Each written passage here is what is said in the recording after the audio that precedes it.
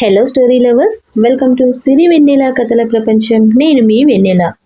My dear విలన్లో ఇప్పుడు 9th part. Sameer పేరు చెప్పగానే నిన్న జరిగింది అంతా గుర్తుకొచ్చిన అరవింద కోపంగా టేబుల్ మీద ఉన్న పేపర్ వెయిట్ని పిడికిలిలో బిగిస్తూ సెండ్ హిమ్ అంది. కాల్ కట్ చేసిన రిసెప్షనిస్ట్ ఎదురుగా వెయిటింగ్ చైర్లో ఉన్న సమీర్ని చూసి, సార్, మేడం మిమ్మల్ని రమ్మన్నారు అని చెప్పడంతో సమీర్ ఆ మాట విని సంతోషంగా ఆమె ముందుకి వచ్చి థ్యాంక్ యూ సిస్టర్ అని హ్యాపీగా లిఫ్ట్ వైపుకి వెళ్ళిపోయాడు. జనరల్ లిఫ్ట్లో ఆర్వీ ఫ్లోర్కి వెళ్ళిన సమీర్ లిఫ్ట్లో ఉన్నంతసేపు ఆలోచనలోనే ఉన్నాడు. 4th ఫ్లోర్లో లిఫ్ట్ ఆగగానే ఒక నిర్ణయానికి వచ్చి ఓసారి డీప్ బ్రీత్ తీసుకుని బయటకు వస్తూ నేరుగా ఆర్వీ క్యాబిన్ డోర్ నాక్ చేశాడు. సమీర్ వచ్చాడు అని చెప్పిన దగ్గర నుండి అతను ఎందుకు వచ్చాడా, అసలు ఏం జరుగుతుందా అన్న ఆలోచనలో ఉన్న ఆర్వీకి డోర్ నాక్ చేసిన సౌండ్ తేరుకొని ఎస్ కమిన్ అంది గంభీరమైన స్వరంతో. ఆర్వీ వాయిస్లోనే ఆమె ఎంత కోపంగా ఉందో అంచనా వేస్తూ లోపలికి వచ్చిన సమీర్ ఆమె ముందు నిలబడ్డాడు తల దించుకొని. హాయ్ సమీర్ అంది ఆర్వీ నార్మల్గా. ఆర్వీ నుండి అంత క్యాజువల్గా వచ్చిన పలకరింపుకి దిగ్గున తలెత్తి చూశాడు సమీర్. సిస్టంలో తల దూర్చి కనిపించింది ఆర్వీ. ఏంటి సమీర్ అలా చూస్తున్నావు, సిట్ అంది మళ్ళీ చాలా నార్మల్గా కీబోర్డ్ మీద వేళ్లను టకటక ఆడిస్తూ. అసలు ఆర్వీ ఉద్దేశం ఏంటో అర్థం కాని సమీర్ ఇబ్బందిగానే సీట్లో కూర్చున్నాడు. 3 నిమిషాలైనా సమీర్ నుండి ఏం మాటలు రాకపోతుంటే సిస్టంలోంచి తల పక్కకి తిప్పకుండానే వాట్ సమీర్, నా కోసం 1 అవర్ నుండి వెయిట్ చేస్తున్నావంట, మరి వచ్చి ఇంతసేపు అయినా కానీ ఇంకా సైలెంట్గా ఉన్నావేంటి, ఏంటి విషయం అని తల పైకెత్తి అడిగింది ఆర్వీ.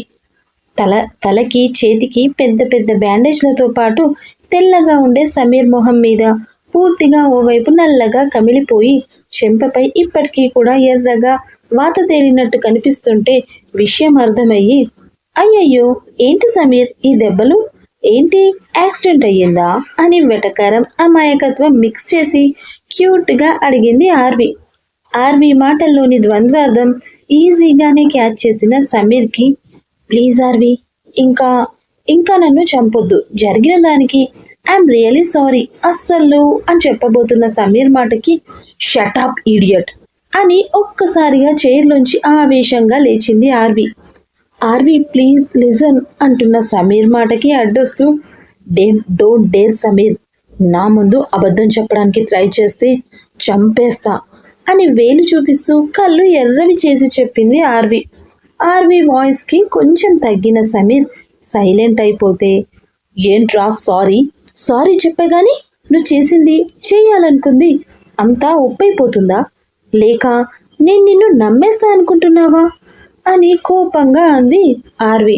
అసలు ఏమనుకుంటున్నావురా నా గురించి, ఎవరనుకుంటున్నావు నన్ను, అరవింద ఇక్కడ డాటర్ ఆఫ్ ఆరవ్ నంద. నువ్వు చెప్పే పిచ్చి పిచ్చి కథలన్నీ నమ్మడానికి నేనేమైనా ఊర్లో ఉండే నీ అత్త కూతుర్ని అనుకున్నావా, తొక్కి పెట్టి నార తీస్తా అని గట్టిగా తిట్టేసింది ఆర్వీ. తప్పు చేసింది కాకుండా ఇంకా ఏ ధైర్యంతో నా ముందుకు వచ్చావురా, మా డాడీ నిన్న ఇచ్చిన కోటింగ్ సరిపోలేదా, నా చేతిలో కూడా చెప్పు దెబ్బలు తినాలని వచ్చావా అని అతని కాలర్ పట్టుకొని పైకి లేపి చెడా చెంపలు వాయిస్తూ ఉంది ఆర్వీ. ఆమె కొడుతున్నంతసేపు అస్సలు చలనం లేనట్టు తను ఎంత కొట్టినా కూడా ఏ మాత్రం రియాక్ట్ అవ్వకుండా పూర్తిగా ఆమెకు చెంపలను అప్పచెప్పేసి తప్పు చేసిన వాడిలా తల వంచుకొనే నిలబడి ఉన్నాడు సమీర్.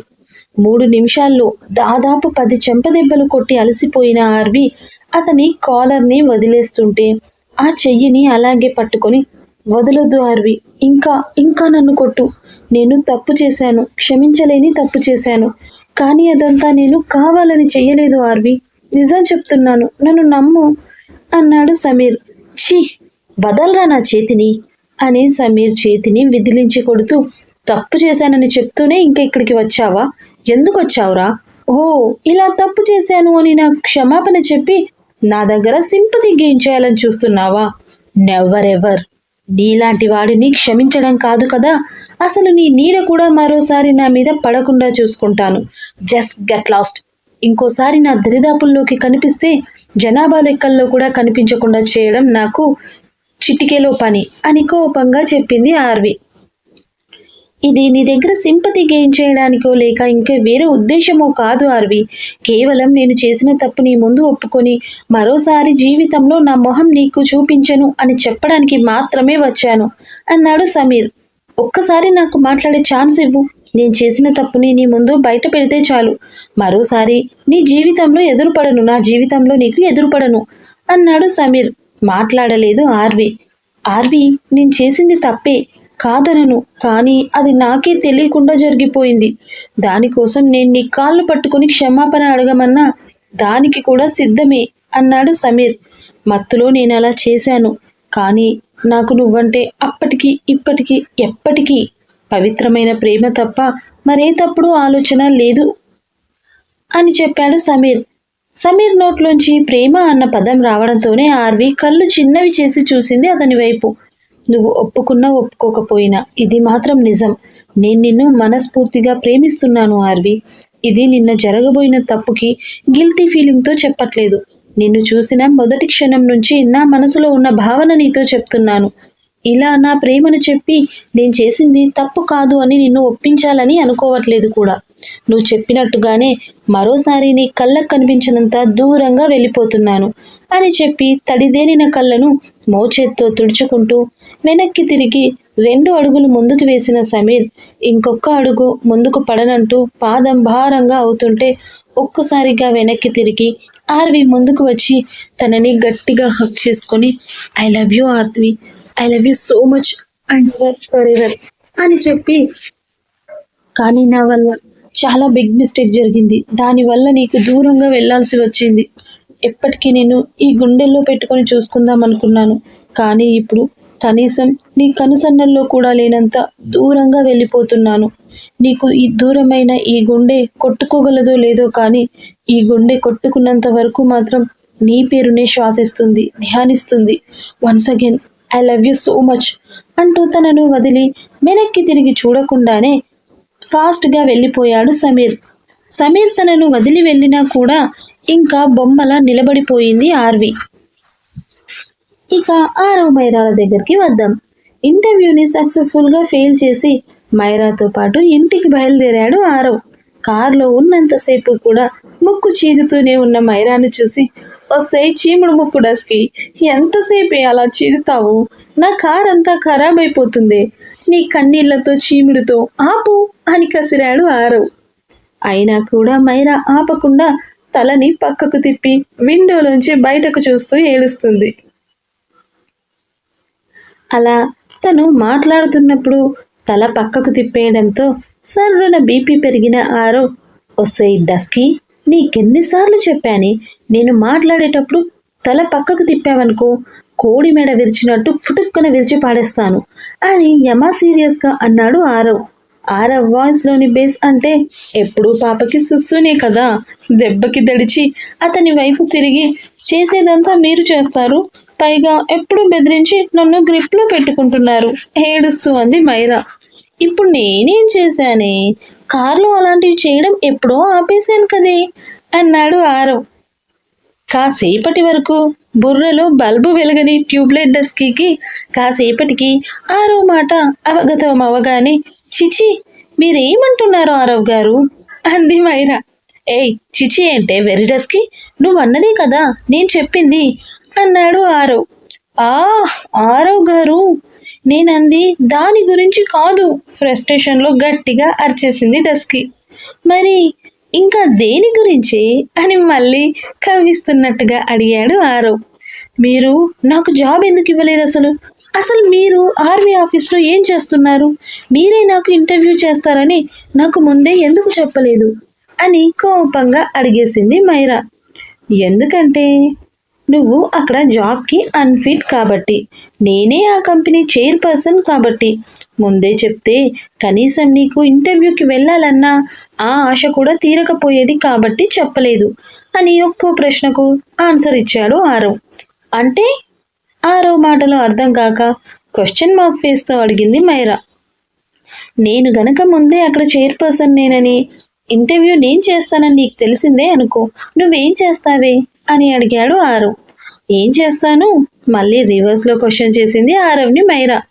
ఏముంది, అమ్మో పోయి పోయి మళ్ళీ ఆయన దగ్గరికి ఇంటర్వ్యూ అంటే ఖచ్చితంగా నేను సెలెక్ట్ అవ్వను, దానికి బదులు ఇంట్లో ఉండడం నయం అనుకొని ఇంటర్వ్యూ అనే ఆలోచన కూడా పక్కన పెట్టేస్తావు.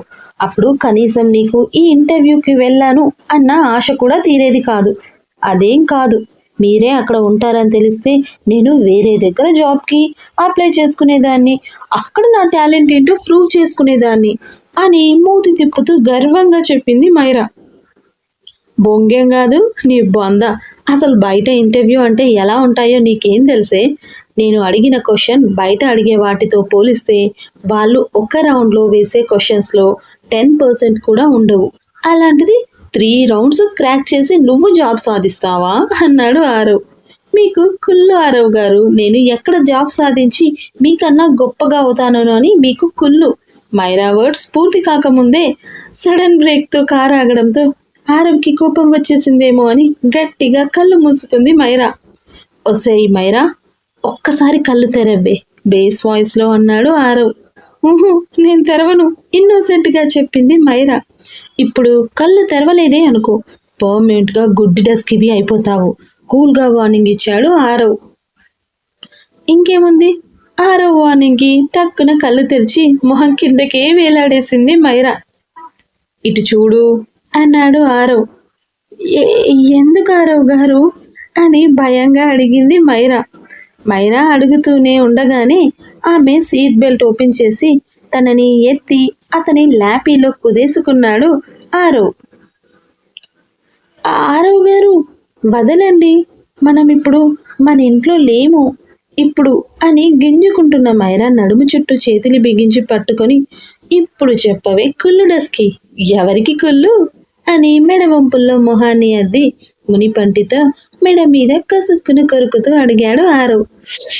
అని మంటకి ఆమె నడుము చుట్టూ తాచుపాములో చుట్టుకున్న ఆరవ్ చేతుల మీద పిడికిలి బిగిస్తూ, ఆరవ్ గారు మనమేం ఇంకా పడుచు పిల్లలం కాదు, ఇలా కొరక్కూడదు శుద్ధ పీసునిలా చెప్పింది మైరా.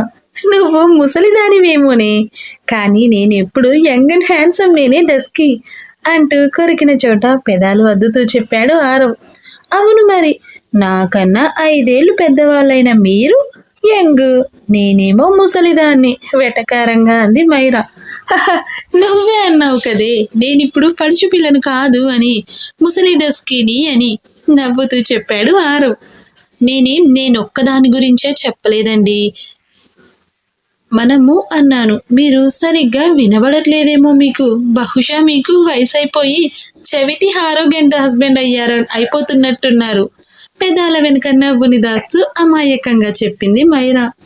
అమ్మ ముసలి డస్కి, నాకు వయసు అయిపోతుంది అంటావా అంటూ అమాంతం ఆమెను ముందుకు తిప్పుకొని, నీకు ఈ మధ్య పనిష్మెంట్ లేక కొవ్వు బాగా ఎక్కువయ్యిందే, అది ఎలా కరిగించాలో నాకు బాగా తెలుసు అంటూ మైరా పెదాలను లాక్ చేశాడు అతని పెదాలతో.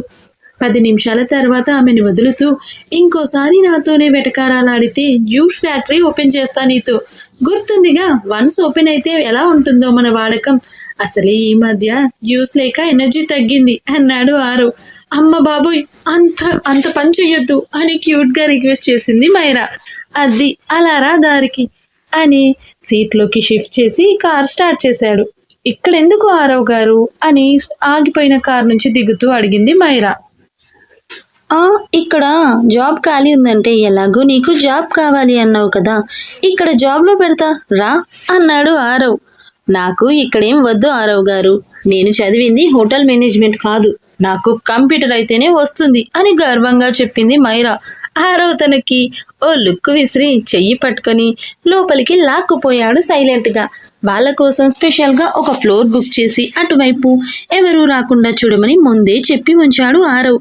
ఇద్దరి కోసం స్పెషల్ లంచ్ ఆర్డర్ చేసి తన పక్కనే కూర్చున్న మైరా చేతిని అతని చేతుల్లోకి తీసుకుంటూ, ఓసే పిచ్చి డస్కి, నీకు కొన్ని విషయాలు చెప్తాను, జాగ్రత్తగా వినవే అంటూ, ఆ ఇంటర్వ్యూ జాబ్ అంటూ పిచ్చి పిచ్చి కథలన్నీ వదిలేవే, నీకు తెలియట్లేదు, మన ప్రిన్సెస్ ఆఫీస్ అంటే అది మనది కాదా అది మన కంపెనీ, అదే కాదు ఆరుగాడి ఫ్యాషన్ డిజైనింగ్ స్టూడియో, ఇంకా మనకి ఉన్న బిజినెస్లన్నింటికి నువ్వే చైర్పర్సన్వి. ఇంకా అవన్నీ నీ పేరు మీదే ఉన్నాయి. అప్పుడప్పుడు నీతో సంతకాలు పెట్టించుకునేది కూడా అందుకే. కానీ నీకేమో అవేం తెలీదు. ఎక్కడ సంతకం పెట్టమంటే అక్కడ కోడి గెలికేసినట్టు గెలికేసి వదిలిపెడతావు. ఎప్పుడైనా అవి శ్రద్ధగా చదివితే నీకు అర్థమయ్యేది. మన కంపెనీలన్నింటిలో నీ సంతకం లేకుండా చిన్న పని కూడా జరగదు. Workers salaries, bonus, company contracts, tenders, లాభాలు అన్నిట్లో నీకు వాటా ఉంది. ఫ్రాంక్గా చెప్పాలంటే వాటా కాదే పిచ్చి, అదంతా నీదే. అలాంటిది నీకు జవాబు అవసరం ఏంటి? కాబట్టి ఇక నుండైనా job, interview, self respect, self డబ్బా ఇవన్నీ కాకుండా నన్ను, పిల్లల్ని హ్యాపీగా చూసుకో చాలు. నేనేదో నీకు ఇది రెస్ట్రిక్షన్స్ పెట్టడం కాదే. నీకు స్ట్రెస్ ఇవ్వడం నాకు ఇష్టం లేదు. అందుకే చెప్తున్నా. అసలైతే నాకు నువ్వు డిగ్రీ చదవడం కూడా ఇష్టం లేదు. నీకు ఇష్టం అని చెప్పి పట్టా ఇప్పించాను, కానీ నాకైతే ఎలాంటి ఇంట్రెస్ట్ లేదు. కానీ నీకు చదువు అంటే ఇష్టం అని చెప్పావు కదా మొదట్లో, గుర్తుందా? అప్పుడు అనిపించింది నా స్వార్థం కోసం నీ భవిష్యత్తుని ఎందుకు స్పాయిల్ చెయ్యాలా అని. అందుకే అప్పటికప్పుడు కాలేజ్లో అడ్మిషన్ తీసుకున్నాను. కానీ నాకేం తెలుసు అప్పుడు నీకు చదువు అంటే మరీ అంత ఇష్టమని. ఎంత ఇష్టం లేకపోతే పాపం 3 ఏళ్ల డిగ్రీ వదలకుండా 7 ఏళ్ళు చదివావు అని ఆ మ్యాటర్ కూడా అదేదో సీరియస్గా చెప్పాడు ఆరవ్. అప్పటి వరకు ఆరవ్ చెప్పింది అంతా ఎమోషనల్గా వింటున్న మైరాకి, డస్కీకి పాపం చివర్లో ఆరవ్ చెప్పిన మాట సరిగ్గా విననే లేదు. నీ ఇష్టం కోసం చదివించానని తప్ప నువ్వేదో జాబ్ చేయాలని మాత్రం అస్సలు కాదు.